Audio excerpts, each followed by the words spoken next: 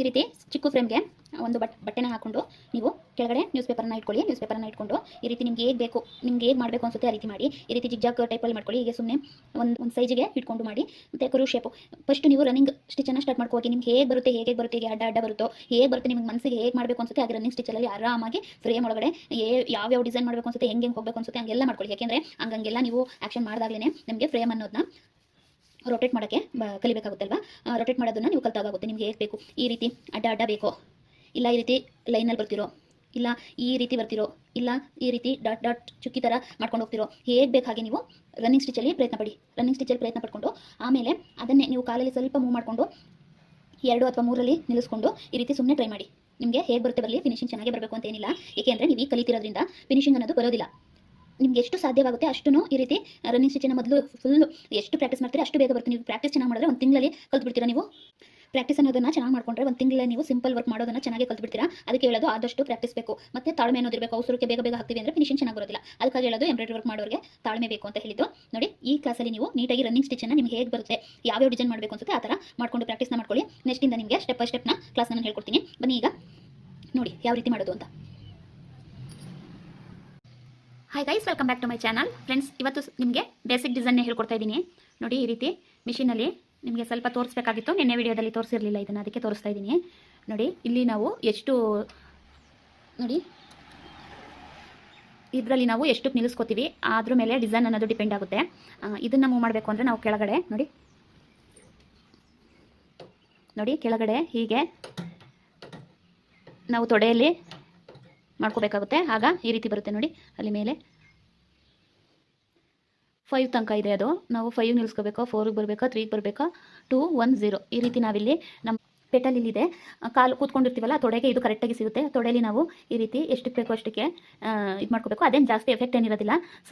ಸ್ವಲ್ಪ ಅಷ್ಟೇ ಹಿಂಗೆ ಮಾಡ್ಕೊಂಡ್ರೆ ನಮಗಿಲ್ಲಿ ಎಷ್ಟಕ್ಕೆ ಬೇಕೋ ಅಷ್ಟಕ್ಕೆ ನಮಗೆ ಇದಾಗುತ್ತೆ. ಇದೇನೇ ಮೇನು ನಾವಿಲ್ಲಿ ಡಿಸೈನ್ ಮಾಡೋಕ್ಕೆ ಇಲ್ಲಿ ಆ್ಯಕ್ಷನ್ ಮಾಡ್ತೀವಲ್ವ, ಅದೇನೇ ಮೇನ್ ಆಗುತ್ತೆ. ಮತ್ತು ನಿಮ್ಮ ಮಿಷಿನಲ್ಲಿ ಹೇಗಿದೆ ಗೊತ್ತಿಲ್ಲ. ನೋಡಿ, ನನ್ನ ಮಿಷಿನಲ್ಲಿ ಕೆಲವರು ಮಿಷಿನ್ಗೆ ಇಲ್ಲಿ ರೆಡ್ ಮತ್ತು ಗ್ರೀನ್ ಎರಡನ್ನೂ ಕೊಡ್ತಾರೆ. ನನ್ನ ಮಿಷಿನಲ್ಲಿ ಬರೀ ರೆಡ್ ಮಾತ್ರ ಕೊಟ್ಟಿದ್ದಾರೆ. ಇಲ್ಲೇನೇ ಆಫು, ಇಲ್ಲೇನೇ ಆನು, ಎರಡೂ ಇದೇನೆ. ಮತ್ತು ನೋಡಿ, ಇಲ್ಲಿ ಸರ್ವೋ ಮೋಟರಲ್ಲಿ ನೋಡಿ ಈ ರೀತಿ ಇದೆ. ನಾನು ಅವತ್ತೇ ಓದ್ ವಿಡಿಯೋದಲ್ಲಿ ತೋರಿಸಿದ್ದೀನಿ. ಇದರಲ್ಲಿ ನೀವು ನೋಡಿ ಪ್ಲಸ್ಸು ಮೈನಸ್ ಅಂತಿದೆ. ಇಲ್ಲಿ ನೀವು ಸ್ಪೀಡು ಮತ್ತು ಸ್ಲೋನ ಮಾಡ್ಕೋಬೇಕಾಗುತ್ತೆ. ನೋಡಿ, ನಂದಿಲ್ಲಿ ಇಷ್ಟೇ 200ರಿಂದ ಇರೋದು. ಕೆಲವ್ರದಕ್ಕೆ 1ರಿಂದ ಸ್ಟಾರ್ಟ್ ಇರುತ್ತೆ. ನನಗಿಲ್ಲಿ 200 ಲಾಸ್ಟು. ನೋಡಿ, ಇಲ್ಲಿಂದನೇ ಇದೇ ಲಾಸ್ಟು. ನನಗೆ ಇಲ್ಲಿಂದನೇ ಮೂವ್ ಮಾಡ್ಕೋಬೇಕು. ನಾನು ಇಲ್ಲಿ ಪ್ಲಸ್ಸನ್ನು ಹೊಡ್ಕೊಳ್ತೀನಿ. ನೋಡಿ ಎಷ್ಟಕ್ಕೆ ಬೇಕು ಅಂತ. ನನಗೆ 300ಕ್ಕೆ ಇಟ್ಕೊಂಡಿರ್ತೀನಿ. 200 ಇದೆ, 100ಕ್ಕೆ ಇದು ಮಾಡ್ಕೊಂಡಿದ್ದೀನಿ ನಾನು ಅಷ್ಟೇ. ನೀವು ಇಲ್ಲಿ ಸ್ಪೀಡನ್ನು ನೋಡಿಕೊಂಡು ಮೈನಸ್ ನೋಡಿಕೊಂಡ್ರೆ ನಿಮಗೆ ಸ್ಪೀಡ್ ಅನ್ನೋದು ಕಮ್ಮಿ ಬರುತ್ತೆ. ನೀವು ಆದಷ್ಟು ಈಗ ಕಲಿತಿದ್ದೀರಿ ಅನ್ನೋರು ನಿಮ್ಮದ್ರಲ್ಲಿ ಎಷ್ಟಿಂದ ಸ್ಟಾರ್ಟ್ ಇದೆ ನನಗೆ ಗೊತ್ತಿಲ್ಲ. ನೋಡಿ, ಮೈನಸ್ ಹೊಡೆದ್ರೆ 200 ಲಾಸ್ಟ್. ನೋಡಿ, ಮತ್ತೆ ಹೊಡಿತೀನಿ ಅಷ್ಟೇ ಲಾಸ್ಟ್. 200ರಿಂದನೇ ಇರೋದು ನನಗೆ. ಪ್ಲಸ್ ಹೊಡೆದ್ರೆ ನೋಡಿ 220 240 ಹೀಗೆ 20 ಮುಂದಕ್ಕೆ ಹೋಗ್ತಾ ಇದೆ. 300ಕ್ಕೆ ನಿಲ್ಲಿಸ್ಕೊಳ್ತೀನಿ. ನಿಮಗೀಗ ಬೇಸಿಕ್ ಡಿಸೈನ್ನ ತೋರಿಸ್ಕೊಳ್ಳೋಕ್ಕೆ. ನೀವು ಅಷ್ಟೇ ಹಾಗೆ ಸ್ಲೋ ಆಗಿ ಕಮ್ಮಿಲಿ ಇಟ್ಕೊಂಡು ಟ್ರೈನಿಂಗನ್ನು ಮಾಡಿ. ನಾನು ಇನ್ನೂ ಜಾಸ್ತಿ ಇಟ್ಕೊಳ್ತೀನಿ ನಿಮಗೆ ತೋರ್ಸೋಕ್ಕೆ ಅಂತ ಅಷ್ಟು ಇಟ್ಕೊಳ್ತಾ ಇದ್ದೀನಿ. ಅದಾದಮೇಲೆ ಈಗ ನಾವು ಮೊನ್ನೆ ವಿಡಿಯೋದಲ್ಲಿ ನಾನು ನಿಮಗೆ ಸೂಜಿ ಮಾತ್ರ ಹಾಕ್ಕೊಂಡು ಪೇಪರಲ್ಲಿ ಪ್ರಾಕ್ಟೀಸನ್ನು ಮಾಡಿ ಅಂತ ಹೇಳಿದೆ. ಇವತ್ತು ಥ್ರೆಡ್ಡು ಎಲ್ಲನೂ ಹಾಕ್ಕೊಂಡು ಯಾವ ರೀತಿ ಪ್ರಾಕ್ಟೀಸ್ ಮಾಡೋದು ಅಂತ ಹೇಳ್ಕೊಡ್ತೀನಿ. ಬನ್ನಿ, ನೀಟಾಗಿ ನೋಡ್ಕೊಳ್ಳಿ. ನೋಡಿ ಫ್ರೆಂಡ್ಸ್, ಕಾಣಿಸ್ತಾ ಇದೆಯಾ? ಇಲ್ಲಿಗೆ ಹಾಕೋಬೇಕು ನಾವು, ಇಲ್ಲಿಗೆ. ಈಗ ನೋಡಿ ಈ ರೀತಿ ನೋಡಿ ಕಾಣಿಸ್ತಿದೆ ಅಲ್ವಾ? ಈ ಥ್ರೆಡ್ ಏನಿದೆ ನೋಡಿ, ಈ ಥ್ರೆಡ್ ಏನಿದೆ ಈ ರೀತಿ ಕೊಕ್ಕೆದು ಮೇಲೆ ಇರಬೇಕು. ನೋಡ್ಕೊಳ್ಳಿ ನೀಟಾಗಿ. ಕೊಕ್ಕೆದು ಮೇಲೆ ಇಟ್ಕೊಂಡು ನೋಡಿ ಈ ರೀತಿ ಹೀಗೆ ಇಟ್ಬಿಟ್ಟು ನೋಡಿ ಈಗ ಹಾಕಿದ್ರೆ ಟಕ್ ಅಂತ ಸೌಂಡ್ ಬಂತು. ನೋಡಿ, ಆ ಸೌಂಡ್ ಬಂದರೆ ನೀಟಾಗಿ ಕೂತಿದೆ ಅಂತ. ಹಾಕಿದ್ಮೇಲೆ ನೀಟಾಗಿ ಸೌಂಡ್ ಬರಬೇಕು. ಈ ರೀತಿ ಫ್ರಂಟಲ್ಲಿ ಇರುತ್ತೆ. ಬಾಕಿ ಮಿಷಿನಲ್ಲೆಲ್ಲ ಈ ಕಡೆ ಇರುತ್ತೆ. ಈ ಮಿಷಿನಲ್ಲಿ ಹೀಗೆ ಫ್ರಂಟಲ್ಲಿನೇ ಇರೋದು. ಈಗ ನೀಟಾಗಿ ಹಾಕೊಳ್ಳಿ. ಈಗ ನೋಡಿ ಇಲ್ಲಿ ಹಾಕೋಣ. ನೋಡಿ, ನಾನೀಗ ಮಾಮೂಲಿ ಥ್ರೆಡನ್ನು ತೊಗೊಂಡಿದ್ದೀನಿ. ಇಲ್ಲಿ ಇದನ್ನು ಕೊಟ್ಟಿರೋದಿಲ್ಲ ಅವರು, ಎಕ್ಸ್ಟ್ರಾ ನನಗೆ ಕೊಟ್ಟಿದ್ದು. ಇದು ಒಂದು ಬಾಕ್ಸಲ್ಲಿ ಕೊಟ್ಟಿದ್ರು. ಇದು ಏನೆಲ್ಲ ಜಿಗ್ಜಾಗೆ ಕನ್ವರ್ಟ್ ಮಾಡ್ಕೊತೀವಿ ಅಂದರೆ ಇಲ್ಲಿ ಇದಕ್ಕೆ ಈ ಪ್ಲೇಟ್ ಬರೋದಿಲ್ಲ, ಹಲ್ಲಿರೋಂಥ ಪ್ಲೇಟ್ ಬರುತ್ತೆ. ಮತ್ತು ಇದೆಲ್ಲ ಅದಕ್ಕೆ ಹಾಕೊಳ್ಳೋಕ್ಕೆ ಅಂತ ಕೊಟ್ಟಿದ್ರು. ಆದರೆ ನಾನು ನೋಡೋಣ, ಟ್ರೈ ಮಾಡೋಣ, ಇದೆಯಲ್ಲ ಇದಕ್ಕೆ ಹಾಕೊಂಡ್ರೆ ಏನಾದ್ರು ಥ್ರೆಡ್ ಚೆನ್ನಾಗಿ ಬರುತ್ತಾ ಅಂತ ನೋಡಿದೆ. ಅದಕ್ಕಿಂತ ಮುಂಚೆ ನಾನಲ್ಲಿ ನೋಡಿ ಇಲ್ಲಿ ಕಿಟಕಿಯಲ್ಲಿ ಇಟ್ಟು ಹಾಕ್ತಾಯಿದ್ದೆ. ಅದನ್ನು ನಿಮಗೆ ನೆಕ್ಸ್ಟ್ ತೋರಿಸ್ಕೊಡ್ತೀನಿ ಆ ರೀತಿ ಹೇಗೆ ಹಾಕೊಳ್ಳೋದು ಅಂತಲೂ. ಒಂದು ಬಟ್ಲು ಅಥವಾ ಒಂದು ಲೋಟ ಏನಾದ್ರೂ ಅದರೊಳಗೆ ಸಿಲ್ಕ್ ಥ್ರೆಡ್ನ ಹಾಕ್ಕೊಂಡು ಆ ಕಿಟಕಿ ಕಂಬಿ ಮೇಲೆಯಿಂದ ತೊಗೊಬಂದು ಇಲ್ಲಿಂದ ನಾವು ಸ್ಟಾರ್ಟ್ ಮಾಡ್ಕೋಬೇಕಾಗುತ್ತೆ ಅಷ್ಟೇ. 1 ನಿಮಿಷ ತೋರಿಸ್ತೀನಿ ಹೇಗೆ ಅಂತ. ಕಿಟಕಿಯಿಂದ ತೊಗೊಂಡು ಹಾಕ್ತೀವಿ ಅಂದರೆ ನಾನಿಲ್ಲಿ ಮಾಮೂಲಿ ಬೀಡ್ಸ್ಗಳಿಗೆ ಹಾಕೊಳ್ಳೋಂಥ ಬೌಲನ್ನು ಇಡ್ತಿದ್ದೀನಿ. ನೀವು ಯಾವುದಾದ್ರೂ ಇನ್ನೊಂದು ಸ್ವಲ್ಪ ದೊಡ್ಡ ಸೈಜಲ್ಲಿರೋ ಬೌಲನ್ನು ತೊಗೊಳ್ಳಿ. ಈ ರೀತಿ ಇಟ್ಕೊಂಡು ನಾವೇನು ಸಿಲ್ಕ್ ಥ್ರೆಡ್ನ ತೊಗೊಂಡಿರ್ತೀವಿ ಮೇಲ್ಗಡೆ ಹಾಕೋಕ್ಕೆ ಅದನ್ನು ಹೀಗೆ ಇಟ್ಕೊಂಡು ನೋಡಿ, ಈ ರೀತಿ ಥ್ರೆಡ್ಡು ಹೀಗೆ ಎಳಿತಾ ನೀಟಾಗಿ ಬರುತ್ತೆ. ಇಲ್ಲೇ ಇರೋ ಈ ಕಂಬಿ ಮೇಲೆ ನೋಡಿ ಹೀಗೆ ಈ ಕಂಬಿ ಮೇಲೆ ಹಿಂಗೆ ತಗೊಳ್ಳಿ. ನೋಡಿ ಹೇಗೆ ನೀಟಾಗಿ ತೊಗೊಳ್ತಾ ಇದೆ ಇದು. ಈ ರೀತಿ ತೊಗೊಂಡು ನೋಡಿ ಹೀಗೆ ಬನ್ನಿ, ಇಲ್ಲಿಗೆ ಹೀಗೆ ಹಾಕೊಳ್ಳಿ. ನಿಮಗೆ ಇದಿರೋದಿಲ್ಲ, ಹೀಗೇ ಇರುತ್ತೆ ಇಲ್ಲೂ. ಈ ಥರ ಇದ್ದರೆ ನೀವು ಯೂಸ್ ಮಾಡ್ಕೊಳ್ಳಿ, ಇಲ್ಲಾಂದರೆ ಹೀಗೆ ನೋಡಿ ಹೀಗೆ ತೊಗೊಂಡು ಹೀಗೆ ಹಾಕೊಳ್ಳಿ. ಅಲ್ಲಿಗೆ ಹಾಕೊಂಡಾದ್ಮೇಲೆ ನೋಡಿ ಇಲ್ಲಿ 2 ಹೋಲ್ ಇರೋದಿರುತ್ತೆ, ಅದರಲ್ಲಿ ನೀವು ಯಾವುದಕ್ಕಾದರೂ ಹಾಕೋಬೋದು. ನಾನು ಮೊದಲನೇದಕ್ಕೆ ಹಾಕ್ಕೊಳ್ತಾ ಇದ್ದೀನಿ ಮೇಲ್ಗಡೆ, ಯಾವುದಕ್ಕೆ ಹಾಕೊಂಡ್ರು ಬರುತ್ತೆ. ನಾನು ಮೇಲ್ಗಡೆದಕ್ಕೆ ಹಾಕ್ಕೊಂಡು ನೋಡಿ ಈ ಥರ ಇಲ್ಲಿ ಮೇಲೆ ಹಾಕೊಂಡಾದ್ಮೇಲೆ ನೋಡಿ ಇಲ್ಲಿ ತೊಗೋಬೇಕು. ಇಲ್ಲಿ 2 ಇದೆ ನೋಡಿ, ಅದ್ರ ಮಧ್ಯ ಹೀಗೆ ತೊಗೋಬೇಕು. 2 ಪ್ಲೇಟ್ಗಳ ಮಧ್ಯೆ ಹೀಗೆ ತೊಗೊಂಡು ಇಲ್ಲಿ ಹೀಗೆ ಎಳ್ಕೊಳ್ಳಿ. 2 ಕಡೆ ಹಿಂಗೆ ಇಟ್ಕೊಂಡು ಎಳ್ಕೊಂಡ್ರೆ ನೀಟಾಗಿ ಅದರೊಳಗಡೆ ಹೋಗಿ ಕೂರುತ್ತೆ. ಅದಾದಮೇಲೆ ಈ ತಂತಿ ಇದೆ ನೋಡಿ ಫ್ರೆಂಡ್ಸ್, ಇದೇ ಮೇನ್ ಬೇಕಾಗಿರೋದು. ಇದರಲ್ಲಿ ಕೂರಲಿಲ್ಲ ಅಂದರೆ ನಮಗೆ ಸ್ಟಿಚಸ್ಸೇ ಬರೋದಿಲ್ಲ. ಅಲ್ಲಿ ಅದು ಒಂದರಿಂದ ದಾರ ಬರಲಿಲ್ಲ ಅಂದ್ರೂ ಅಲ್ಲಿ ನಮಗೆ ವರ್ಕ್ ಮಾಡೋದಕ್ಕೇ ಆಗೋದಿಲ್ಲ. ಇದು ಮೇನ್ ಇರುತ್ತೆ ನೋಡಿ, ಈ ರೀತಿ ಕಾಣಿಸ್ತಾ ಇದೆಯಲ್ಲ ನೋಡಿ, ಕೊಕ್ಕೆ ಥರ ತಂತಿ ಥರ ಇದೆ ನೋಡಿ, ಅದರೊಳಗಡೆ ಹೀಗೆ ಹಾಕೋಬೇಕು. ಹೀಗೆ ಹಾಕೊಳ್ಳಿ. ಈಗ ಹಾಕೊಂಡಾದ್ಮೇಲೆ ನೋಡಿ ಇದಕ್ಕೆ ಹಾಕೋಬೇಕು.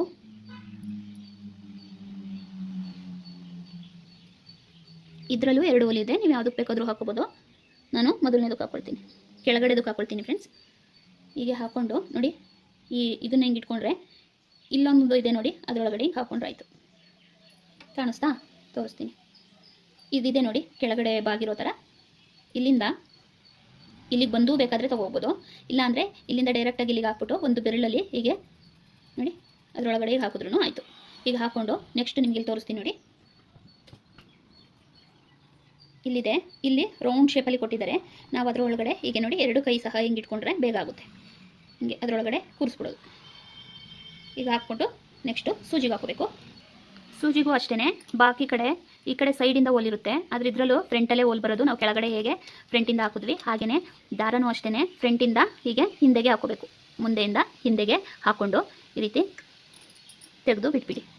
ನೋಡಿ ಇಷ್ಟು ದಾರನ ಹಾಕುವಂಥ ಮೆಥಡು. ನಾವು ಕೆಳಗಡೆನೂ ಆಗ್ಬೋದು, ಮೇಲೇನೂ ಆಗ್ಬೋದು. ನೀಟಾಗಿ ಹೀಗೆ ಹಾಕೋಬೇಕಾಗುತ್ತೆ. ನೋಡಿ ಈ ರೀತಿ ಸೂಜಿನ ಹಾಕ್ಕೊಂಡು ಹೀಗೆ ಎಳ್ಕೊಂಡ್ರೆ ಇಲ್ಲಿ ಒಂದು ವೈಟ್ ಥರ ಕೆಳಗಡೆ ಹಾಕಿರೋದು ಬರುತ್ತೆ. ಇದು ನೀವು ಈ ಥರ ಮಾಡ್ಕೋಬೇಕು ಅಂತ ಏನಿಲ್ಲ, ಕರೆಕ್ಟಾಗಿ ನೀವು ಮೇಲ್ಗಡೆ ದಾರನ ಈ ರೀತಿ ತೊಗೊಂಡು ಹಿಂದೆ ಹಾಕ್ಬಿಟ್ಟು ನೀವು ಸ್ಟಾರ್ಟ್ ಮಾಡ್ಕೋಬೋದು.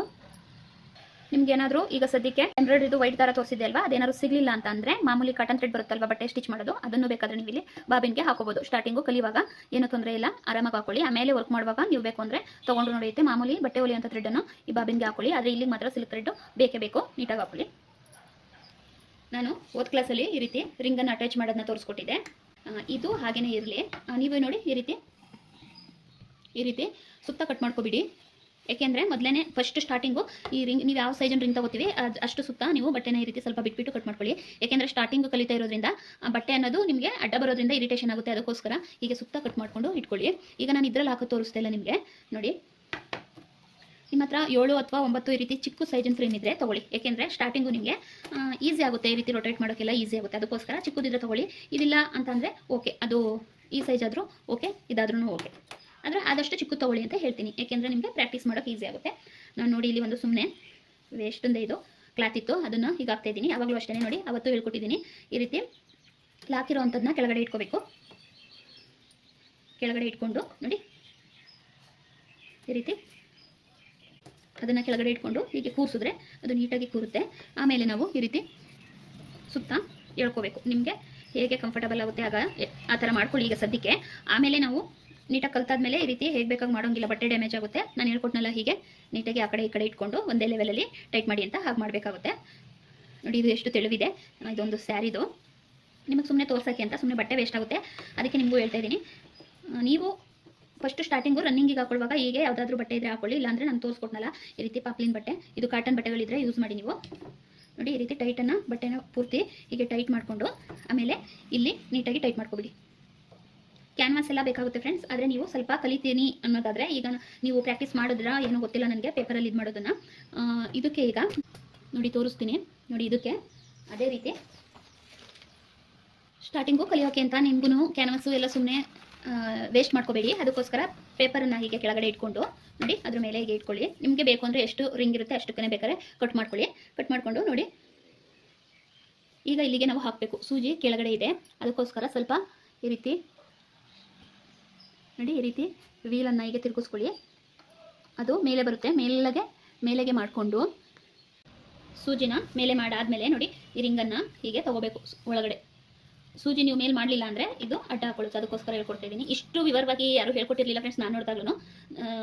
ಆದರೂ ನಿಮಗೆ ಗೊತ್ತಿರಲ್ದಿಲ್ವಲ್ವಾ, ಅದಕ್ಕೆ ಹೇಳ್ಕೊಡ್ತಾ ಇದ್ದೀನಿ. ನೋಡಿ ಸೂಜಿನ ಈ ವೀಲ್ ಸಹಾಯದಿಂದ ಮೇಲೆ ಮಾಡಿಕೊಂಡು ಅಲ್ಲಿ ಜಾಗ ಆಗುತ್ತೆ. ಆಗ ಈ ಫ್ರೇಮನ್ನು ನಿಧಾನವಾಗಿ ಹೀಗೆ ಒಳಗಡೆ ತಗೋಬೇಕು.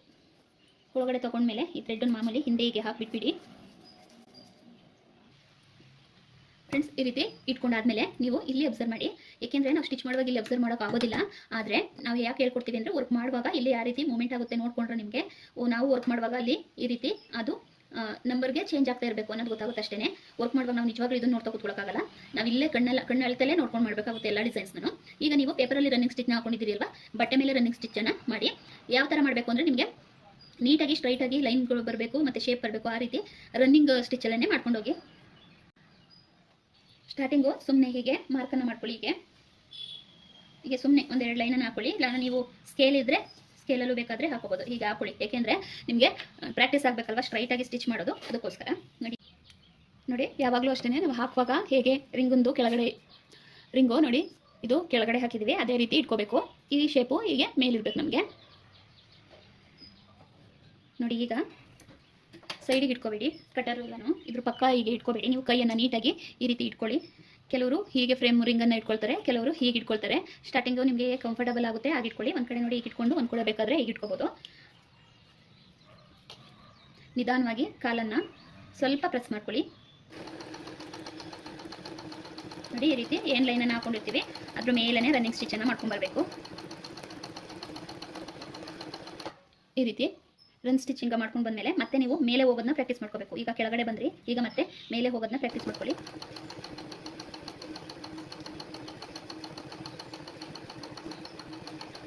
ನಾನಿಲ್ಲಿ ನಿಮಗೋಸ್ಕರ ಕಮ್ಮಿ ಇಟ್ಕೊಂಡಿದ್ದೀನಿ, ಅದಕ್ಕೆ ನಿಧಾನವಾಗಿ ತೋರಿಸ್ಕೊಡ್ತಾ ಇದ್ದೀನಿ. ನೋಡಿ ಈ ರೀತಿ ಬರುತ್ತೆ ರನ್ನಿಂಗ್ ಸ್ಟಿಚ್ ಅನ್ನೋದನ್ನ ಹೀಗೆ ಹಾಕೊಂಡು ಹೋಗಿ ಮತ್ತೆ ಕೆಳಗೆ ಬನ್ನಿ.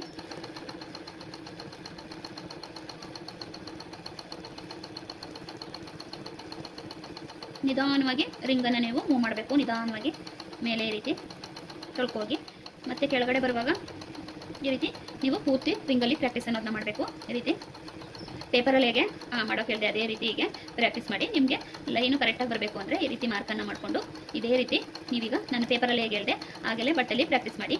ಮಾಡ್ತಾ ಮಾಡ್ತಾ ನೀವು ಸಾಧ್ಯವಾದರೆ ನಿಮ್ಮ ಕಾಲಿಂದ ನೋಡಿ ಇಲ್ಲಿ ನೋಡ್ಕೊಳ್ಳಿ, ಹಾಗೆ ಮಾಡ್ತಾ ಮಾಡ್ತಾ ಸ್ವಲ್ಪ ಹಾಗೆಯೇ ನೀವಿಲ್ಲಿ ಏನೇ ಮಾಡ್ತೀನಿ ಅನ್ನೋದಾದ್ರೂ ಮಿಷಿನ್ ಆಫ್ ಮಾಡ್ಕೊಂಡು ಮಾಡಿ. ಏಕೆಂದರೆ ರನ್ನಿಂಗಲ್ಲಿರುವಾಗ ನೀವು ಈಗ ತಾನೇ ಪ್ರಾಕ್ಟೀಸ್ ಮಾಡ್ತಾ ಇರ್ತೀರಲ್ವ, ರನ್ನಿಂಗಲ್ಲಿರುವಾಗ ಕಾಲೇನಾದ್ರು ಸ್ವಲ್ಪ ನೀವು ಮೂವ್ ಮಾಡಿಕೊಂಡ್ರೆ ನಿಮ್ಮ ಕೈ ಮೇಲೆ ಬೀಳೋ ಚಾನ್ಸಸ್ ಇರುತ್ತೆ. ಹೀಗೆ ಸುಮ್ಮನೆ ನೋಡಿ ಈ ರೀತಿ ಕಾಲಲ್ಲಿ ಸುಮ್ಮನೆ ತೊಳ್ಕೊಂಡು ನೋಡಿ, ಈ ರೀತಿ ಸುಮ್ಮನೆ ದೂರ ದೂರ ಹೀಗೆ ಸುಮ್ಮನೆ ಪ್ರಾಕ್ಟೀಸ್ ಮಾಡಿ. ಹಾಗೆಯೇ ಪೂರ್ತಿ ನೀವು ಬಟ್ಟೆ ಮೇಲೆ ಇದೇ ರೀತಿ ಪ್ರಾಕ್ಟೀಸ್ ಮಾಡಬೇಕು. ರನ್ನಿಂಗ್ ಸ್ಟಿಚ್ನ ಹಾಕೊಳ್ಳಿ. ಸ್ವಲ್ಪ ಲೂಸ್ ಬರ್ತಿದೆ, ಅದಕ್ಕೆ ಇಲ್ಲೇ ನಮಗಿರೋದು ಅಡ್ಜಸ್ಟ್ಮೆಂಟ್ ಅನ್ನೋದು ಇಲ್ಲೇ ಇರೋದು. ಸ್ವಲ್ಪ ತಿರುಗಿಸ್ಕೊಂಡ್ರೆ ಅದು ಸರಿ ಆಗುತ್ತೆ. ಒಂದು ಟೈಟ್ ಮಾಡ್ಕೊಂಡು ನೋಡ್ಕೊಳ್ಳಿ, ಇಲ್ಲ ಲೂಸ್ ಮಾಡ್ಕೊಂಡು ನೋಡ್ಕೊಳ್ಳಿ, ಯಾವುದಕ್ಕೆ ಕರೆಕ್ಟಾಗಿ ಬರುತ್ತೆ ಆ ರೀತಿ ಮಾಡ್ಕೋಬೇಕು. ಈ ರೀತಿ ನಿಮಗೆ ಎಷ್ಟಕ್ಕೆ ಬೇಕು ಅಷ್ಟಕ್ಕೆ ಹೀಗೆ ಮಾಡ್ಕೊಂಡು ಹೀಗೆ ಹೋಗಿ. ನಿಮಗೆ ಸ್ಟಾರ್ಟಿಂಗು ಅಷ್ಟು ಥಿಕ್ನೆಸ್ ಬರಲ್ಲ, ಸುಮ್ಮನೆ ಕಾಲಲ್ಲಿ ಹೀಗೆ ಮಾಡಿಕೊಂಡ್ರೆ ದೊಡ್ಡದು ಚಿಕ್ಕದು ಎಲ್ಲನೂ ತೋರಿಸುತ್ತೆ ಅದು. ನೀವು ಆದಷ್ಟು ರನ್ನಿಂಗ್ ಸ್ಟಿಚ್ಚನ್ನೇ ಪೂರ್ತಿ ಪ್ರಾಕ್ಟೀಸ್ ಮಾಡಿ. ಪೇಪರಲ್ಲಿ ಹೇಗೆ ಹೇಳಿದೆ ಫ್ಲವರು ಮತ್ತು ರನ್ನಿಂಗು, ಆ ರನ್ನಿಂಗಲ್ಲೇ ನೀವು ಎಲ್ಲನೂ ಪ್ರಾಕ್ಟೀಸ್ ಮಾಡ್ತಾ ಹೋಗಿ. ನೆಕ್ಸ್ಟ್ ಕ್ಲಾಸಲ್ಲಿ ನಾನು ನಿಮಗೆ ಬಾಕಿದನ್ನ ಹೇಳ್ಕೊಡ್ತೀನಿ. ಪೂರ್ತಿ ಇದೇ ಥರ ನೀವು ಪ್ರಾಕ್ಟೀಸ್ ಅನ್ನೋದನ್ನ ಮಾಡಿ. ಪೇಪರಲ್ಲಿ ಹೇಗೆ ಮಾಡ್ಕೊಂಡ್ರಿ ಅದೇ ರೀತಿ ನೀವು ಬಟ್ಟೆ ಮೇಲೂ ರನ್ನಿಂಗನ್ನು ಪ್ರಾಕ್ಟೀಸ್ ಮಾಡ್ಕೊಳ್ಳಿ. ಆಗ ನಿಮಗೆ ಸ್ವಲ್ಪ ರೊಟೇಟ್ ಮಾಡೋಕ್ಕೆ ಗೊತ್ತಾಗುತ್ತೆ. ಬರೀ ಸ್ಟ್ರೈಟಾಗಿ ಮಾಡ್ಕೋಬೇಡಿ. ನೋಡಿ ಈ ರೀತಿ ಕರ್ವ್ ಶೇಪ್, ಈ ರೀತಿ ಶೇಪ್ಗಳನ್ನ ಚೇಂಜ್ ಮಾಡಿಕೊಂಡು ಹಾಕೊಳ್ಳಿ. ಈ ರೀತಿ ರನ್ನಿಂಗ್ ಸ್ಟಿಚ್ಚನ್ನು ಈ ಥರ ಡಿಸೈನ್ ಮಾಡಿಕೊಂಡು ಸ್ವಲ್ಪ ಹಾಗೆಯೇ ರನ್ನಿಂಗ್ ಸ್ಟಿಚ್ಚಲ್ಲಿ ಟ್ರೈ ಮಾಡಿ. ನಿಮಗೆ ಹೇಗೆ ತೋರಿಸುತ್ತೆ ಈ ಥರ ಝೀರೋ ಫ್ಲವರ್ಗೆ ಬೇಕಾಗುತ್ತಲ್ವ, ಈ ಥರ ಝೀರೋ ಹೀಗೆ ನಿಮಗೆ ಪೆಟಲ್ ಹೂ ಥರ ಪೆಟಲ್ಗಳನ್ನ ಮಾಡ್ಕೊಳ್ಳೋದು, ಲೀಫ್ ಥರ ಮಾಡ್ಕೊಳ್ಳೋದು, ಈಗ ಮಾಡಿಕೊಂಡು ರನ್ನಿಂಗ್ ಸ್ಟಿಚಲ್ಲೇ ಸುಮ್ಮನೆ ನಾನು ಹೇಗೆ ಪೇಪರಲ್ಲಿ ಟ್ರೈ ಮಾಡೋಕೆ ಹೇಳಿದೆ ಅದೇ ರೀತಿ ಇದರಲ್ಲೂ ಟ್ರೈ ಮಾಡಿ ಚೆನ್ನಾಗಿ ಪ್ರಾಕ್ಟೀಸ್ ಮಾಡಿ. ನೆಕ್ಸ್ಟ್ ಕ್ಲಾಸಲ್ಲಿಂದ ನಿಮಗೆ ನೀಟಾಗಿ ಇನ್ನು ಡಿಸೈನ್ ಅನ್ನೋದನ್ನ ಹೇಳ್ಕೊಡ್ತೀನಿ, ಯಾವ ರೀತಿ ಏನು ಅನ್ನೋದನ್ನ ನೆಕ್ಸ್ಟ್ ಫಸ್ಟ್ ಕ್ಲಾಸು ಸ್ಟಾರ್ಟ್ ಆಗುತ್ತೆ. ಈಗೆಲ್ಲ ಬೇಸಿಕ್ ನಿಮಗೆ ಹೇಳ್ಕೊಡ್ತಿರೋದು ನಾನು. ಇಷ್ಟನ್ನು ಪ್ರಾಕ್ಟೀಸ್ ಮಾಡ್ಕೊಳ್ಳಿ ಫ್ರೆಂಡ್ಸ್, ನೀಟಾಗಿ ರನ್ನಿಂಗ್ ಸ್ಟಿಚನ್ನು ಹಾಕೊಂಡು ಪ್ರಾಕ್ಟೀಸ್ ಮಾಡ್ಕೊಳ್ಳಿ. ಆಮೇಲೆ ನಾಳೆ ಕ್ಲಾಸಲ್ಲಿ ನಿಮಗೆ ಇನ್ನೂ ಪೂರ್ತಿ ಡೀಟೇಲಾಗಿ ಹೇಳ್ತೀನಿ. ಯಾರೆಲ್ಲ ವಿಡಿಯೋ ನೋಡ್ತಿದ್ದೀರಿ ದಯವಿಟ್ಟು ಸಬ್ಸ್ಕ್ರೈಬ್ ಮಾಡ್ಕೊಂಡು ನೋಡಿ, ಹಾಗೆ ಇಷ್ಟ ಆದರೆ ಒಂದು ಲೈಕನ್ನು ಕೊಡಿ ಫ್ರೆಂಡ್ಸ್. ಓಕೆ ಫ್ರೆಂಡ್ಸ್, ಬಾಯ್.